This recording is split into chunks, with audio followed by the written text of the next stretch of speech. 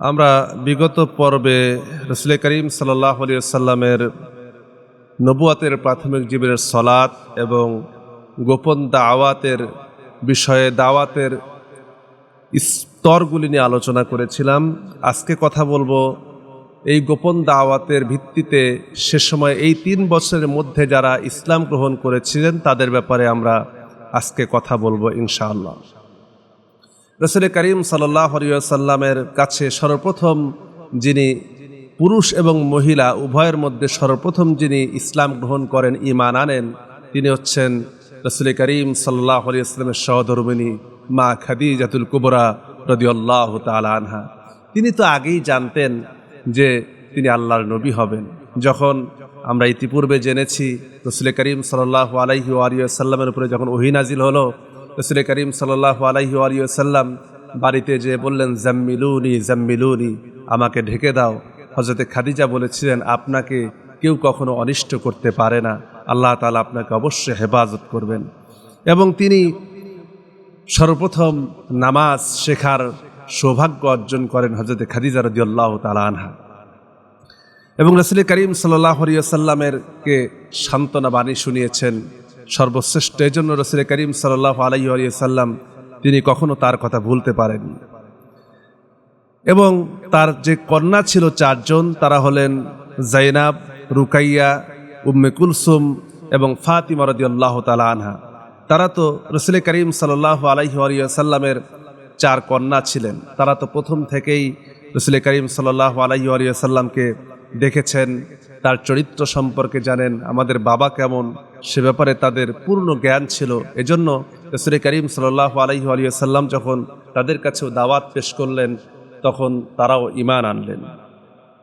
এবং পুরুষদের মধ্যে সর্বপ্রথম যিনি ঈমান এনেছেন রাসূল করিম সাল্লাল্লাহু আলাইহি ওয়াসাল্লামের উপরে, তিনি হচ্ছেন সিদ্দিক আকবর আবু বকর রাদিয়াল্লাহু তাআলা আনহু।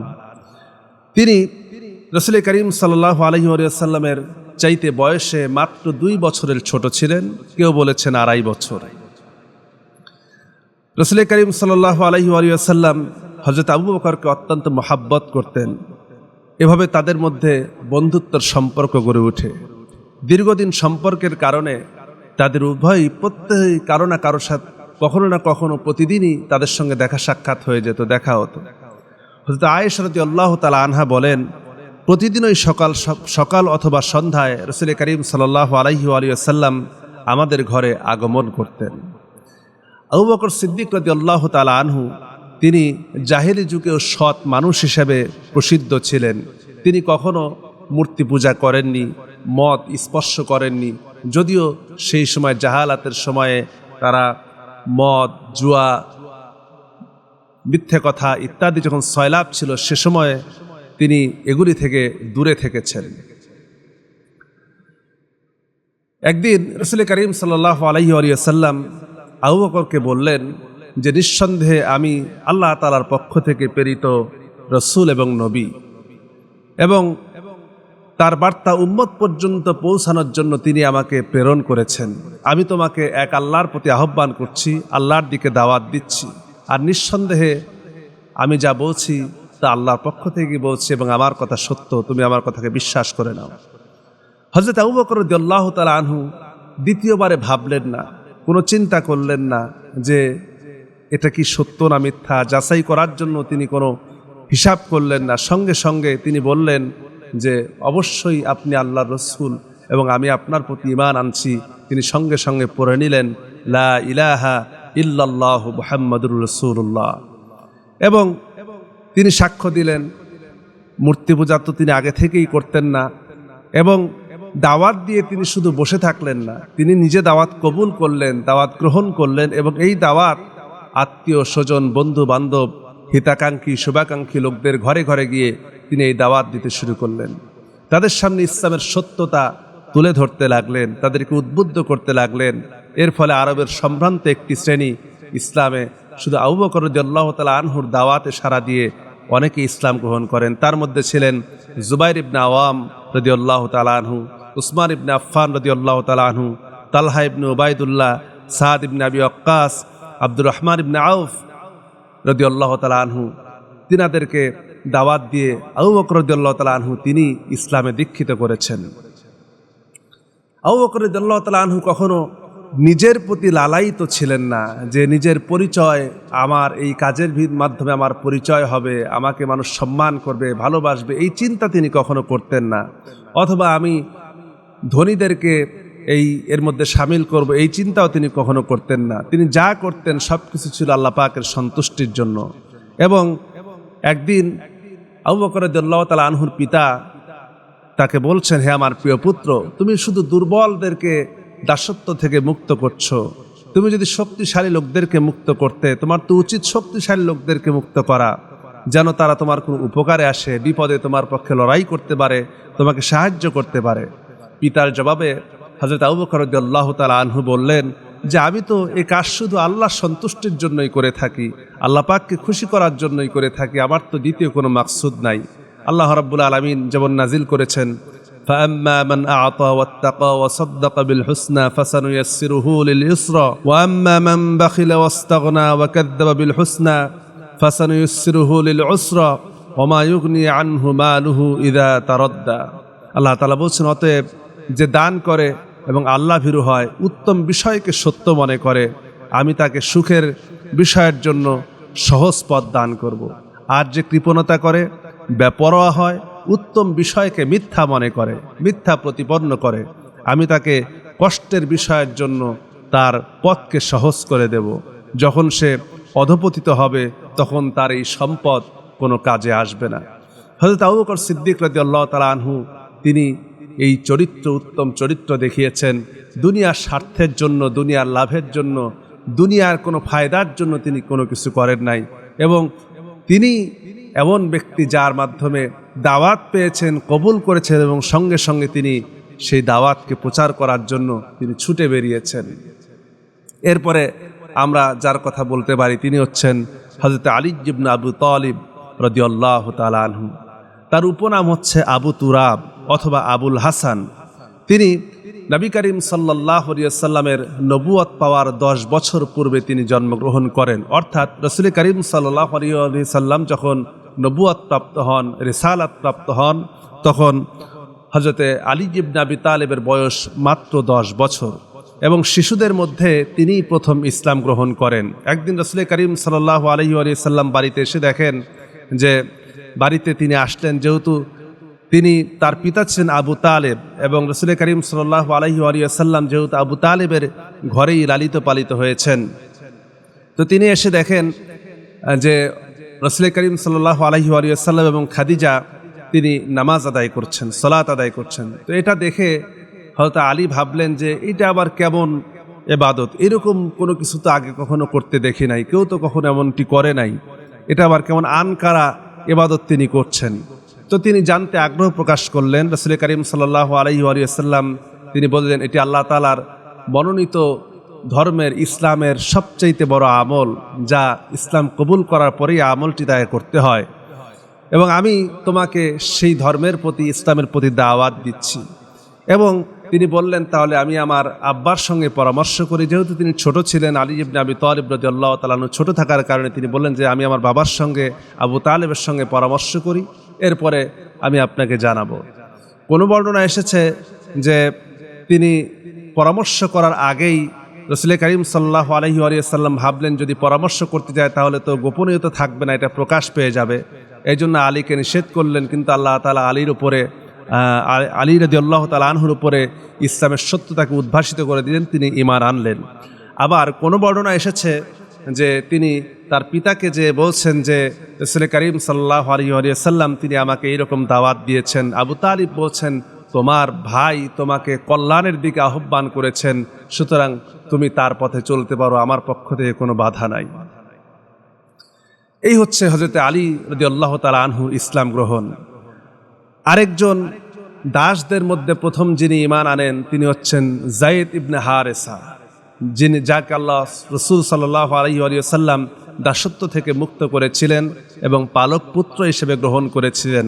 আমরা তার কথা ইতিপূর্বে শুনেছি যে খাদিজা রাদিয়াল্লাহু তাআলা আনহা যখন যায়েদ ইবনে হারেসাকে রাসূলকে উপহার দিয়েছিলেন, তার পিতারা এসেছিল তাকে নেওয়ার জন্য, তিনি রাসূলের অনুপম চরিত্রের প্রতি আকৃষ্ট হয়ে এতটাই মোহাব্বত করেছেন, এতটাই ভালোবেসেছিলেন রসুলকে, যে রসুলকে ছেড়ে তিনি আপন মা বাবার সঙ্গে যেতেও রাজি হননি।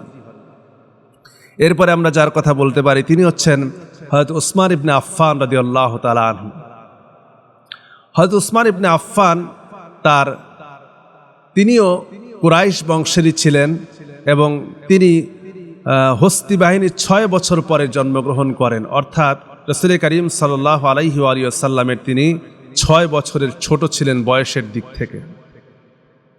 কোনো একদিন হযরত উসমান রাদিয়াল্লাহু তাআলা আনহু এবং তালহা ইবনে উবাইদুল্লাহ রাদিয়াল্লাহু তাআলা আনহু হযরত জুবাইর ইবনে আওয়ামের পিছু পিছু রাসূল করিম সাল্লাল্লাহু আলাইহি ওয়াসাল্লামের দরবারে এসে হাজির হলেন। রাসূল করিম সাল্লাল্লাহু আলাইহি ওয়াসাল্লাম তাদের পবিত্র কোরআনে কারীম থেকে তিলাওয়াত করে শোনালেন, ইসলামের সত্যতা তুলে ধরলেন এবং আল্লাহর পক্ষ থেকে কৃত অঙ্গীকারের কথা বললেন। এতে তারা এই 3 সাহাবী সঙ্গে সঙ্গে তারা ইসলামের ছায়াতলে আশ্রয় গ্রহণ করলেন এবং ইসলাম কবুল করে নিলেন। হযরত উসমান রাদিয়াল্লাহু তাআলা আনহুর ইসলাম গ্রহণের পর তার চাচা হাকাম ইবনে আস রাগান্বিত হয়ে অগ্নিশর্মা হয়ে তাকে বললেন যে তুমি এক্ষুনি ধর্ম ত্যাগ করো, এছাড়া আমি তোমাকে বন্দী করে রাখবো, তোমাকে কখনোই মুক্ত করব না। এ কথা শুনে হযরত উসমান রাদিয়াল্লাহু তাআলা আনহু ঈমানের দৃঢ়তা দেখালেন। তিনি বললেন আমি কখনোই এই ধর্ম ত্যাগ করতে পারবো না, আপনি যদি আমাকে মেরেও ফেলেন। কিন্তু তিনি এতটাই নিজেকে শক্ত মজবুত রেখেছিলেন যে যার কারণে তার চাচা তাকে পরবর্তীতে মুক্ত করে দিতে বাধ্য হয় এবং তিনি যখন ইসলাম গ্রহণ করেন তখন তার বয়স ছিল 34 বছর। এবং বর্ণনা এসেছে যে হযরত উসমান রাদিয়াল্লাহু তাআলা আনহু তিনি কখনোই জাহেরি যুগেও কখনো মূর্তি পূজা করেননি, শরাব পান করেননি এবং তিনি খুব লজ্জাশীল ছিলেন তখন থেকেই। হযরত উসমান রাদিয়াল্লাহু তাআলা আনহু তিনি নিজের ব্যাপারেই বলেছেন, আমি জাহেরি যুগে বা ইসলাম গ্রহণের পর কখনো ব্যভিচার করিনি, মদ্যপান করিনি, গান গাইনি, মন্দ কোনো ইচ্ছা পোষণ করিনি। রাসূল করিম সাল্লাল্লাহু আলাইহি ওয়া সাল্লামের হাতে হাত রাখার পরে আমি কখনো নিজের ডান হাতে লজ্জাস্থান স্পর্শ করিনি। কতটা লজ্জাশীল ছিলেন, যার কারণে ফেরেশতারা পর্যন্ত হযরত উসমান রাদিয়াল্লাহু তাআলা আনহুকে দেখে লজ্জাবোধ করতেন, এতটা লজ্জাশীল ছিলেন। আল্লাহু আকবার। আর আমাদের আজকে লজ্জা উঠে যাচ্ছে, মুসলমানদের ভিতরে আজ লজ্জা নাই, শরম নাই। রাসূল করিম সাল্লাল্লাহু আলাইহি ওয়াসাল্লাম বলেছেন যার ভিতরে লজ্জা নাই তার ঈমান নাই, লজ্জা যার চলে যায় তার ঈমানও চলে যায়। এরপরে আমরা যার কথা বলতে পারি তিনি হচ্ছেন সাদ ইবনে আবি ওয়াক্কাস রাদিয়াল্লাহু তাআলা আনহু। এতক্ষণ আমরা যাদের নাম নিলাম প্রত্যেকেই কিন্তু জান্নাতের সুসংবাদপ্রাপ্ত সাহাবী এবং তিনি সাদ ইবনে আবি ওয়াক্কাস তাদের মধ্যে অন্যতম ছিলেন।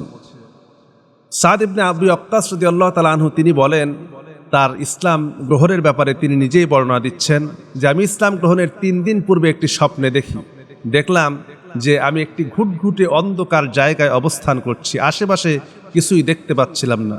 হঠাৎ করে একটি আলোকবর্তিকা আলো আমার সামনে উদ্ভাসিত হলো। আমি সে আলোর দিকে ছুটে গেলাম, যাওয়ার পরে দেখি সেখানে যায়েদ ইবনে হারেসা, হযরত আলী, হযরত আবু বকর রাদিয়াল্লাহু তাআলা আনহু আগে থেকেই সেখানে আছেন। আমি তাদেরকে জিজ্ঞেস করলাম আপনারা এখানে কখন এসেছেন? তারা বলল যে আমরা কিছুক্ষণ আগেই এখানে এসেছি। পরে আমি জানতে পারলাম রাসূল করিম সাল্লাল্লাহু আলাইহি ওয়া সাল্লাম তিনি গোপনে গোপনে ইসলামের দাওয়াত দিচ্ছেন। আমি তাকে প্রশ্ন করলাম আপনি কিসের প্রতি আহ্বান করছেন? তো তিনি আমাকে পাল্টা প্রশ্ন করলেন তুমি সাক্ষ্য দাও যে আল্লাহ ছাড়া, তুমি কি একথা সাক্ষ্য দাও যে আল্লাহ ছাড়া কোনো মাবুদ নাই এবং আমি আল্লাহ তাআলার রাসূল? আমি কাল বিলম্ব না করে সঙ্গে সঙ্গে বলে ফেলাম আশহাদু আল্লা ইলাহা ইল্লাল্লাহু ওয়াহদাহু লা শারীকা লাহু ওয়া আশহাদু আন্না মুহাম্মাদান আবদুহু ওয়া রাসূলুহু। তো তিনি সেই সাহাবী যিনি সর্বপ্রথম তীর নিক্ষেপের সৌভাগ্য অর্জন করেন ইসলামের জন্য। এরপরে আমরা যার কথা বলতে পারি তিনি হচ্ছেন আরকাম ইবনে আবু আরকাম রাদিয়াল্লাহু তাআলা আনহু, যিনি ইসলামের জন্য বিরাট এক কল্যাণ করেছেন। আমরা দারুল আরকাম এর কথা শুনেছি, যেটি ছিল নবী করিম সাল্লাল্লাহু আলাইহি ওয়া সাল্লামের দাওয়াতে মিশন পরিচালনার একটি ঘর, যেখান থেকে তিনি দাওয়াতি মিশন পরিচালনা করতেন। তো তিনি বংশসূত্রে ছিলেন, তার বংশ ছিল আলাদা এবং রাসূল করিম সাল্লাল্লাহু আলাইহি ওয়াসাল্লামের বংশও ছিল আলাদা এবং এই 2 বংশের মধ্যে একটু রেষারেষি ছিল, গণ্ডগোল ছিল। তো দারুল আরকাম এমন একটি স্মরণীয় স্থান, মানব সভ্যতার সবচেয়ে মহান ব্যক্তিত্ব রাসূল করিম সাল্লাল্লাহু আলাইহি ওয়াসাল্লামের সম্পৃক্ততার কারণেই এর মর্যাদা বৃদ্ধি পেয়েছে। যেমন আমরা যদি বলি তুর পাহাড়কে কে চিনত, পৃথিবীতে তো অসংখ্য পাহাড় আছে, সেটাকে তো কেউ চিনত না, কিন্তু তুর পাহাড়ের মর্যাদা বৃদ্ধি পেয়েছে কেন? কারণ সেটার সঙ্গে সম্পর্ক হযরতে মূসা আলাইহিস সালাতু ওয়াস সালামের সম্পর্ক থাকার কারণে তুর পর্বতের মর্যাদা আল্লাহ তাআলা বৃদ্ধি করে দিয়েছেন। এবং এই ঘরটি ছিল এমন, দারুল আরকামই হচ্ছে রাসূল করিম সাল্লাল্লাহু আলাইহি ওয়া সাল্লাম সেখান থেকে এই সত্য ধর্ম ইসলামের শিক্ষা দীক্ষা প্রাথমিক পর্যায়ে ইসলাম গ্রহণ করা সাহাবায়ে কেরামদের মিলন কেন্দ্র ছিল, অথবা যদি আমরা আধুনিক ভাষায় বলি কমিউনিটি সেন্টার, যেখানে হযরত ওমর রাদিয়াল্লাহু তাআলা আনহু রাসূল করিম সাল্লাল্লাহু আলাইহি ওয়াসাল্লামের মাথা কাটতে এসেছিলেন, কিন্তু পরবর্তীতে তিনি সেখানে নিজেই তার মাথা বিলিয়ে দিয়েছেন, ইসলামের জন্য জীবনটা বিলিয়ে দিয়েছেন। এবং এটাকে দারুল আরকামকে আবার দারুল ইসলামও বলা হয়, পরবর্তী নাম দেওয়া হয়েছে দারুল ইসলাম। এবং এই ঘরটি ছিল সাফা পাহাড়ের পাশেই। এখন দারুল আরকামকে মুসলমানদের মার্কাজ বা কেন্দ্র করার কি কারণ ছিল? দারুল আরকামকে অর্থাৎ আরকাম রাদিয়াল্লাহু তাআলা আনহুর ঘরকে কেন মুসলমানদের মিলন কেন্দ্র করা হলো? সেখানেই কেন সকলকে শিক্ষা দিতেন, গোপন দাওয়াত দিতেন, সেখানে সবাই অবস্থান করত? কারণটা কি ছিল? এ সম্পর্কে তিনটি কারণ উল্লেখ করা যায়। হযরত আরকাম ইবনে আরকাম ইসলাম গ্রহণের কোনো কথা কাফের মুশরিকরা জানতো না, এজন্য কেউ ধারণাও করতো না যে রাসূল করিম সাল্লাল্লাহু আলাইহি ওয়াসাল্লাম তার ঘরে যাওয়া আসা বা অবস্থান করতে পারেন, অন্যান্য মুসলমানগণ সেখানে একত্রিত হতে পারে। এই গোপনীয়তা বজায় রাখার জন্যই এই বাড়িকে রাসূল করিম সাল্লাল্লাহু আলাইহি ওয়াসাল্লাম তিনি নির্বাচন করেন।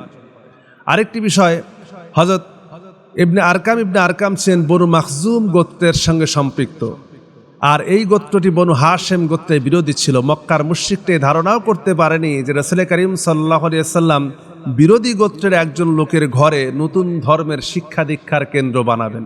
আমরা প্রথমে যে কথা বলেছি যে তিনি ছিলেন বনু মাখজুম গোত্রের এবং রাসূল করিম সাল্লাল্লাহু আলাইহি ওয়াসাল্লাম ছিলেন হাশিম গোত্রের। এবং এই দুই গোত্রের মধ্যে যেহেতু রেশারেশি ছিল, কাফেররা কখনো চিন্তাও করে না যে রসুল তাদের ঘরে যাবেন বা আরকামই রসুলের কাছে এসে ইসলাম গ্রহণ করবে। বিরোধীটা আবার তার সঙ্গে কিসের দেখা সাক্ষাৎ? তবে আল্লাহ তাআলা যাকে দিনে অনেক সময় কিন্তু হয় যে বিরোধিতার কারণে পছন্দ করি, কিন্তু বিরোধিতার কারণে তাদের কাছে যেতে পারি না, তাদেরকে মানতে পারি না। তো বিরোধিতা নয়, সত্যের ক্ষেত্রে ব্যক্তি বিরোধিতা নয়, সত্যের সামনে নিজেকে স্যালেন্ডার করাই হচ্ছে বুদ্ধিমানের কাজ। ওই সময় আরকাম ইবনে আরকাম রাদিয়াল্লাহু তাআলার বয়স মাত্র 16 পার হয়েছিল। মাত্র 16 বছর বয়সে তিনি ইসলাম গ্রহণ করেছেন। কুরাইশের লোকেরা বয়স্ক সাহাবায়ে কেরামের ঘরে তল্লাশি চালাতো। তারা ধারণা ছিল যে রাসূল করিম সাল্লাল্লাহু আলাইহি ওয়াসাল্লাম তিনি আবু বকর অথবা বনু হাশিম গোত্রের অন্য কোনো মুসলমানের ঘরে একত্রিত করবেন। মোট কথা তারা অন্য অন্য জায়গায় তারা খুঁজতো যে এই সকল জায়গায় কেন্দ্র হতে পারে, আবু বকরের ঘর হতে পারে বা অন্য অন্য মুসলমানদের ঘর হতে পারে, এসব জায়গায় কেন্দ্র হতে পারে। কিন্তু রাসূল করিম সাল্লাল্লাহু আলাইহি ওয়াসাল্লাম আরকামের ঘরকে কেন্দ্র করার কারণে তারা কখনো সন্দেহ করতে পারেনি এবং সেখানে কখনো আক্রমণও চালায়নি। এবং এটি ছিল রাসূল করিম সাল্লাল্লাহু আলাইহি ওয়াসাল্লামের দূরদর্শী এবং সুচিন্তিত মতামত, সুচিন্তিত চিন্তা ভাবনার কারণেই তিনি এমনটি করতে পেরেছিলেন। এরপরে সেখান থেকে ইসলামের মূল যাত্রাটা শুরু হয় এবং তিনি সেখান থেকে দাওয়াতি মিশন পরিচালনা করতে থাকেন। অনেকেই আসতো দারুল আরকামে এসে, তারা এখানে এসে রাসূল করিম সাল্লাল্লাহু আলাইহি ওয়াসাল্লামের সঙ্গে মিলিত হতো এবং ইসলাম গ্রহণ করত। এরপরে আমরা যার কথা বলতে পারি তিনি হচ্ছেন তালহা ইবনে উবাইদুল্লাহ রাদিয়াল্লাহু তাআলা আনহু। তিনি মূলত তালহাতুল খাইর বা তালহাতুল ফাইয়াজ নামে প্রসিদ্ধ ছিলেন এবং তিনিও রাসূল করিম সাল্লাল্লাহু আলাইহি ওয়াসাল্লামের কুরাইশ বংশের 7ম পুরুষে যে মিলিত হয়েছেন। তালহা ইবনে উবাইদুল্লাহ রাদিয়াল্লাহু তাআলা আনহু ছিলেন কাপড় ব্যবসায়ী। তিনি নিজের একটি সফরের ব্যাপারে বলেন, আমি একদা বুসরা বাজারে ছিলাম, সেখানকার একজন বিশপ গির্জায় জোর আওয়াজ করে বলছিল, হারামে অবস্থানকারী কোনো ব্যক্তিকে খুঁজে বের করো, এখানে কি কেউ আছে? তার কথা শুনে আমি বলে উঠলাম, আমি হারামের লোক, আমি মক্কা থেকে এসেছি। আমার কথা শুনতে পেয়ে তিনি আমাকে বললেন, আহমদের আবির্ভাব হয়েছে কি? আমি বললাম, কোন আহমদ? তিনি বললেন, আহমদ ইবনে আবদুল্লাহ ইবনে আব্দুল মুত্তালিব, এ মাসেই তার আবির্ভাব ঘটবে, তিনি আল্লাহর শেষ নবী। হারামে তার আবির্ভাব ঘটবে, কঙ্করময় খেজুর বাগানে তিনি হিজরত করবেন, অর্থাৎ মদিনার কথা বলেছেন। যদি তার আবির্ভাব হয়ে গিয়ে থাকে তাহলে যাও এবং তার কাছে ঈমান আনো। তালহা ইবনে উবাইদুল্লাহ বলেন, বিষবের এ কথা আমার অন্তরে বদ্ধমূল হয়ে রইল। আমি খুব তাড়াতাড়ি মক্কায় চলে আসলাম। এসেই আমার অনুপস্থিতিতে এলাকায় নতুন কিছু ঘটেছে কিনা তা জানতে চাইলাম। লোকেরা বলল, মুহাম্মদ সাল্লাল্লাহু আলাইহি ওয়া সাল্লাম নবুয়তের দাবি করেছেন এবং আবু বকর তার আহ্বানে সাড়া দিয়েছেন। আমি কাল বিলম্ব না করে হযরত আবু বকর রাদিয়াল্লাহু তাআলা আনহুর কাছে ছুটে গেলাম। তাকে প্রশ্ন করলাম, আপনি কি তার অনুসারী হয়ে গিয়েছেন? তিনি মাথা নেড়ে জবাব দিলেন, ইতিবাচক জবাব দিলেন। আপনিও আমার সাথে চলুন, এবং আমাকে বললেন যে আপনি আমার সাথে চলুন এবং আপনি অনুসারী হয়ে যাবেন। তিনি সত্য পথের দিকে আমাকে আহ্বান করেন। আমি তাকে বিশপের ঘটনা সমস্ত কিছু খুলে বলি, বৎসার ঘটনা খুলে বলি, এবং তিনি আমাকে রাসূল করিম সাল্লাল্লাহু আলাইহি ওয়াসাল্লামের কাছে নিয়ে যান এবং আমি সেখানে যেই তার কাছে ইসলাম গ্রহণ করি। তিনিও জীবদ্দশায় জান্নাতের সংবাদ পেয়েছিলেন। এরপরে যার কথা বলতে পারি, জুবাইর ইবনে আওয়াম রাদিয়াল্লাহু তাআলা আনহু, তিনি মাত্র 16 বছর বয়সে ইসলাম গ্রহণ করেন। এরপরে হযরত সাঈদ ইবনে যায়েদ এবং ফাতিমা বিনতে খাত্তাব রাদিয়াল্লাহু তাআলা আনহা। সাঈদ ইবনে যায়েদ, আমরা যেই যায়েদের কথা বলেছি, যায়েদ ইবনে আমর ইবনে নুফাইলের কথা আমরা ইতিপূর্বে আলোচনা করেছি। অর্থাৎ ইসলাম পূর্ব সময়ে যে সকল ব্যক্তিগুলি ইসলাম তারা সত্যের উপরে ছিল এবং সত্যনিষ্ঠ দিনের উপরে ছিল, যাদের কথা আমরা আলোচনা করেছিলাম, তিনি ছিলেন সেই যায়েদ ইবনে আমরের পুত্র সাঈদ। তিনি ইসলাম গ্রহণ করেন এবং পিতার ইন্তেকালের পরে রাসূল করিম সাল্লাল্লাহু আলাইহি ওয়াসাল্লামের আগমনের 5 বছর পূর্বেই তার পিতা ইন্তেকাল করেন। যেহেতু তার পিতা সত্যের উপরে ছিলেন, সন্তান হিসেবে তিনিও সত্যকে খুঁজতে আরম্ভ করেন। একদিক থেকে তিনি হযরত ওমর রাদিয়াল্লাহু তাআলা আনহুর চাচাতো ভাই ছিলেন, আবার অন্য দিক থেকে ভগ্নিপতি, এবং তিনিও জান্নাতের সংবাদ পেয়েছিলেন। এরপরে যার কথা বলতে পারি, তিনি হচ্ছেন আব্দুর রহমান ইবনে আউফ রাদিয়াল্লাহু তাআলা আনহু। তিনি, তার নাম ছিল আবদে আমর। পরবর্তীতে রাসূল করিম সাল্লাল্লাহু আলাইহি ওয়াসাল্লাম ইসলাম গ্রহণ করার পরে তার নাম রাখেন আব্দুর রহমান, এবং তিনি হস্তি বাহিনীর ঘটনার 10 বছর পরে জন্মগ্রহণ করেন। অর্থাৎ রাসূল করিম সাল্লাল্লাহু আলাইহি ওয়াসাল্লামের 10 বছরের ছোট ছিলেন। এবং তিনি যায়েদ ইবনে আরকাম, আব্দুর রহমান ইবনে আউফ রাদিয়াল্লাহু তাআলা আনহু, তিনি সেই বিখ্যাত সাহাবী যিনি সবচেয়ে ধনী সাহাবীদের অন্তর্ভুক্ত, সাহাবায়ে কেরামের মধ্যে সবচেয়ে ধনী ছিলেন। কুরাইশি ধনী ব্যক্তিদের মধ্যেও তিনি অন্যতম ছিলেন। কিন্তু যখন তিনি ইসলাম গ্রহণ করে মদিনায় হিজরত করে চলে যান, তখন তার কাছে কিছুই ছিল না, একেবারে হাতে গোনা একটি পয়সাও তার কাছে ছিল না। তিনি যখন মদিনায় হিজরত করেন, রাসূল করিম সাল্লাল্লাহু আলাইহি ওয়াসাল্লাম তার সঙ্গে যার ভ্রাতৃত্ব স্থাপন করে দেন, তিনি হচ্ছেন সাদ ইবনে রবি রাদিয়াল্লাহু তাআলা আনহু।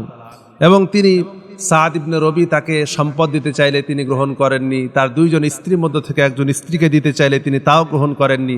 তিনি বলেছেন, আমাকে দুল্লানি ইলা সুকিল মদিনা, আমাকে মদিনার বাজারের রাস্তাটা দেখায় দাও, আমি সে বাজারে যেতে চাই। তিনি কোনো পয়সা ছাড়া খালি হাতে বাজারে যেয়ে ব্যবসা আরম্ভ করলেন, এবং সেখান থেকে আল্লাহ রাব্বুল আলামিন তার ব্যবসায় এত বেশি বরকত দান করেছিলেন, তিনি সর্বশ্রেষ্ঠ ধনী সাহাবী হয়েছিলেন।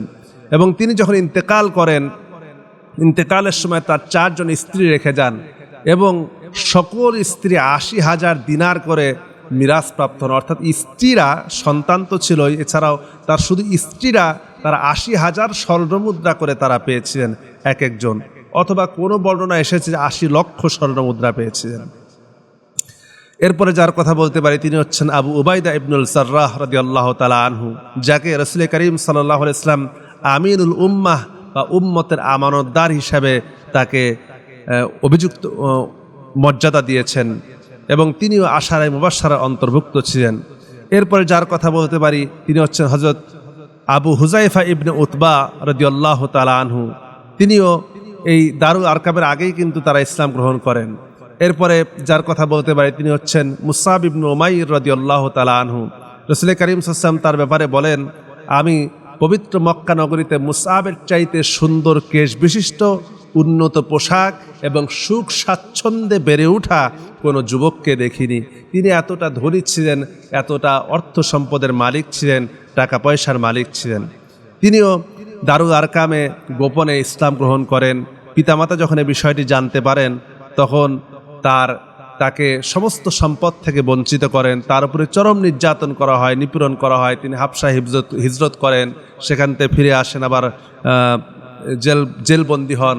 তারপর সেখান থেকে চাচার কাছ থেকে পালিয়ে মদিনায় হিজরত করেন। একবার তার শরীরে রাসূল করিম সাল্লাল্লাহু আলাইহি ওয়াসাল্লাম মসজিদে নববীতে বসেছিলেন। এমন সময় মুসাইব ইবনে উমাইর তিনি আসছেন, তার শরীরে তালি লাগানো একটি জামা চাদর ছিল, যা দেখে রাসূল করিম সাল্লাল্লাহু আলাইহি ওয়াসাল্লাম আবেগ আপ্লুত হয়ে পড়লেন এবং বললেন যে তুমি কতটা না ধনী ছিলে, কতটা স্বাচ্ছন্দ্যময়ী ছিলে, আজকে তোমার এই অবস্থা।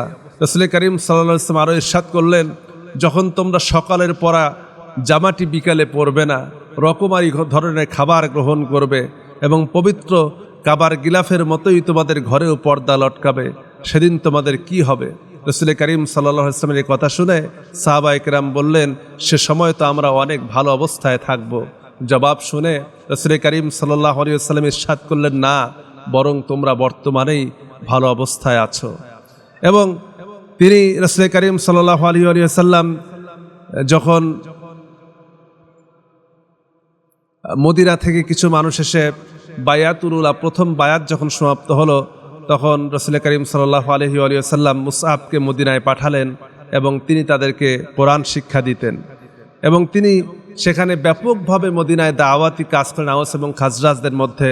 এই দাওয়াতি কাজের কারণে দ্বিতীয় আকাবার শপথের সময় তিনি ৭০ জন সাহাবীকে নিয়ে তার হাত দিয়ে ইসলাম গ্রহণ করেন এবং তারা এসে দ্বিতীয়বার সাক্ষাৎ করেন এবং বায়াত পড়েন এবং তাদের মাধ্যমেই রাসূল করিম সাল্লাল্লাহু আলাইহি ওয়াসাল্লাম পরবর্তী তাদের সাহসিকতার কারণেই মদিনায় হিজরত করেন।